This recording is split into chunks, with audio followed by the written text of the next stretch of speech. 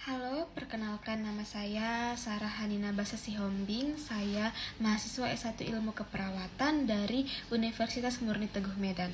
Dalam video pembelajaran saya kali ini, saya akan membahas mengenai tren yang sedang ada di tengah masyarakat kita. Rancangan Undang-Undang TNI atau RUU TNI telah resmi disahkan oleh DPR RI per tanggal 28 Mei 2024. RUU TNI sah, tapi apa aja sih perubahannya? Mari kita lihat poin-poin perubahannya. Yang pertama, poinnya adalah TNI aktif sekarang bisa menjabat di 14 kementerian atau lembaga sipil negara.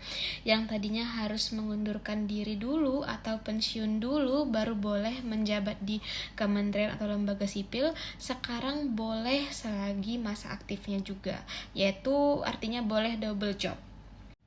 Lalu poin yang kedua adalah perubahan usia pensiun TNI. Perubahan usia pensiun TNI ini menjadi lebih panjang dari sebelumnya. Bisa kita lihat. Lalu yang ketiga adalah tugas pokok TNI. Ada tambahan tugas pokok baru, yaitu membantu dalam menanggulangi ancaman cyber. Di sini, apakah TNI akan memantau berita di sosmed atau ikut bergerak dalam melawan hacker? Bahaya RUU TNI ini akan mengakibatkan semua kerjaanmu bisa diambil. Kenapa? Mari kita lihat. Tahu nggak kalau per 2023 ada sebanyak 2.569 TNI aktif di jabatan sipil. Kalau RUU ini jadi disahkan, nggak tahu deh bakal nambah berapa kali lipat dari jumlah ini. Kira-kira apa dampaknya? Yaitu jenjang karir ASN akan berpotensi terganggu. Gokilnya mereka diam-diam menghanyutkan. Ternyata selama ini nggak banyak yang tahu, ternyata DPR pemerintah lagi bahas RUU TNI. Sekarang bukan duifungsi ABRI lagi, ini adalah multifungsi ABRI. Kita lihat pada pasal 47 ayat 2, di draft RUU mengatur bahwa prajurit aktif dapat menduduki jabatan pada kementerian atau lembaga lain yang membutuhkan tenaga dan keahlian prajurit aktif sesuai dengan kebijakan presiden. Jadi gini, DPR RI udah disetujuin revisi UU TNI di tanggal 28 Mei 2024 kemarin. Oh iya, satu lagi, ternyata Undang-Undang Nomor 31 Tahun 1997 tentang peradilan militer masih belum direvisi. Nah, di undang-undang itu, prajurit TNI yang misalnya melakukan tindak pidana hanya bisa diadili di peradilan militer. Terus, kalau prajurit TNI yang duduk di jabatan sipilnya korupsi gimana? Ya tetap diadili di peradilan militer yang kita sebagai orang sipil nggak bisa mengontrol sama sekali. Rancangan Undang-Undang TNI sudah disahkan menjadi Undang-Undang TNI. Namun sayangnya, masyarakat belum banyak yang paham apa sebenarnya bahaya dari pengesahan Undang-Undang TNI ini. Yang pertama, yaitu kita lihat dampaknya adalah memperbolehkan lebih banyak perwira aktif TNI masuk ke dalam sipil. Dampaknya, tentara akan ikut dalam membuat kebijakan dan mengatur pemerintahan. Kalian bisa bayangkan bagaimana jika kekuasaan yang dimiliki tentara menguat, sementara demokrasi yang kita miliki menurun. Reformasi 98 dilakukan untuk mencegah hal tersebut terjadi kembali. Tapi, dengan adanya pengesahan RUU ini, kita malah mengulang sejarah yang kelam, di mana tentara punya sejarah yang buruk dengan kekerasan untuk intimidasi dengan masyarakat di era Orde Baru. Kita jangan lupa dengan yang pertama peristiwa Tanjung Priok tahun 1984. Lalu jangan lupa dengan peristiwa Talang Sari tahun 1989. Lalu ribuan orang dibunuh, ratusan orang diperkosa pada peristiwa Mei 1998 dan masih banyak lagi. Meskipun langkah ini diklaim untuk memperkuat dan memperbaiki profesionalisme TNI, terdapat sejumlah dampak berbahaya yang memerlukan perhatian serius dari berbagai kalangan masyarakat. Contohnya yang pertama yaitu revisi Undang-Undang TNI memperluas kewenangan militer dalam urusan sipil. Hal ini berpotensi mengaburkan garis batas antara fungsi militer dan sipil, yang dapat mengancam prinsip demokrasi dan supremasi sipil. Dalam sebuah negara demokratis, penting bahwa militer tetap berada di bawah kendali otoritas sipil untuk mencegah munculnya otoritarianisme militer. Yang kedua, pemberian wewenang lebih besar kepada TNI dalam bidang penegakan hukum dan keamanan dalam negeri dapat menyebabkan tumpang tindih fungsi dengan institusi sipil seperti Kepolisian Negara Republik Indonesia atau Polri. Tumpang tindih ini dapat mengakibatkan kebingungan operasional di lapangan dan konflik antar kedua lembaga, yang akhirnya merugikan efektivitas penegakan hukum dan keamanan nasional. Lalu yang ketiga, dengan perluasan peran dan fungsi TNI dalam urusan sipil, terdapat risiko peningkatan pelanggaran hak asasi manusia atau HAM.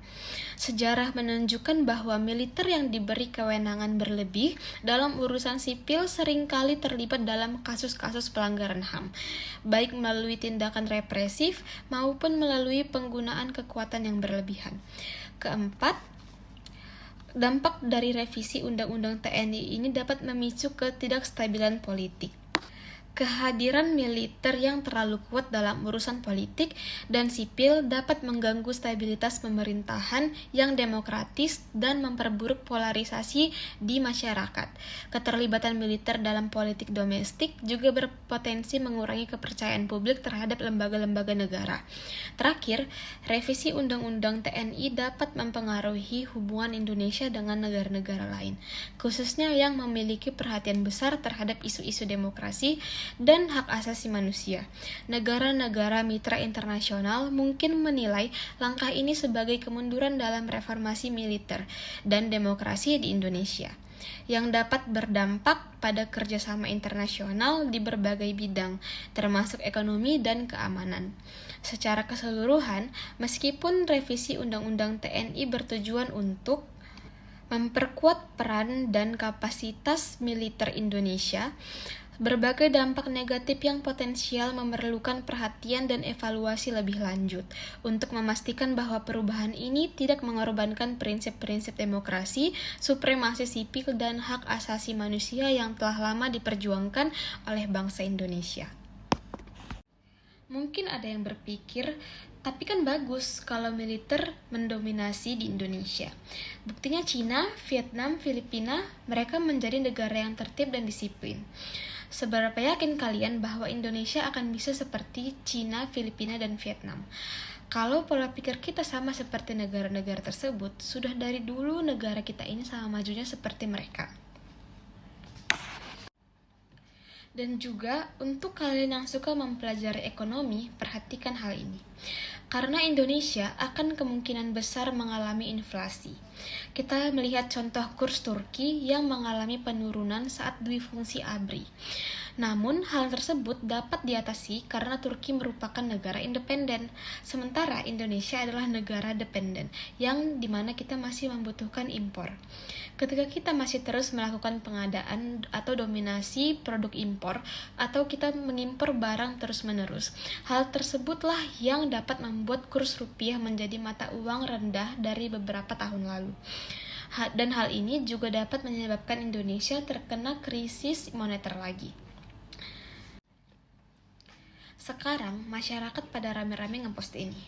Rakyat ditekan, militer dimanjakan. Supremasi sipil bukan lelucon. Di antara banyak komentar masyarakat mengenai disahkannya RUU TNI ini, ada satu komentar yang saya rasa menarik juga untuk dibahas. Bang, salah nggak sih kalau gua nggak peduli sama politik? Siapapun yang kepilih, cari duitnya tetap sendiri. Tadinya, saya juga males banget bahas-bahas politik. Bahas politik ini vibes-nya orang tua banget. Makanya saya pikir, ngapain saya peduli hal beginian? Saya kan nggak pernah pengen menjadi pejabat atau nggak pengen nyalek, ngapain juga kan. Tapi semua itu berubah ketika saya sadar bahwa semua aspek di kehidupan kita ini dipengaruhi oleh politik. Dari urusan duit atau ekonomi, urusan kesehatan, urusan pendidikan, sampai fasilitas negara ini kayak transportasi umum, bahkan sampai polusi udara yang kita hirup itu sangat dipengaruhi oleh politik. Contoh dampak politik di sektor kesehatan dan sektor pendidikan. Untuk menyelenggarakan program makan siang gratis, anggaran kesehatan dan pendidikan dipangkas PPN 12%. Dampaknya yaitu menurunnya kualitas layanan kesehatan, pemotongan anggaran, bisa menyebabkan keterbatasan fasilitas, obat-obatan, dan tenaga medis sehingga kualitas layanan kesehatan menurun. Misalnya di kehidupan sehari-hari juga, saat pejabat yang bikin aturan kalau gas LPG 3 kg tidak boleh dijual secara eceran, mengakibatkan gas langka dan orang harus antri panjang cuma buat beli gas. Artinya, mau nggak mau kita harus peduli dengan politik. Karena kebijakan yang diambil sama orang-orang di dunia politik sangat mempengaruhi kehidupan kita. Sekian dari saya, mari untuk kita generasi-generasi muda Indonesia, penerus bangsa, semakin lebih peduli lagi tentang politik di negara kita. Kalau bukan kita, siapa lagi? Sekian, terima kasih.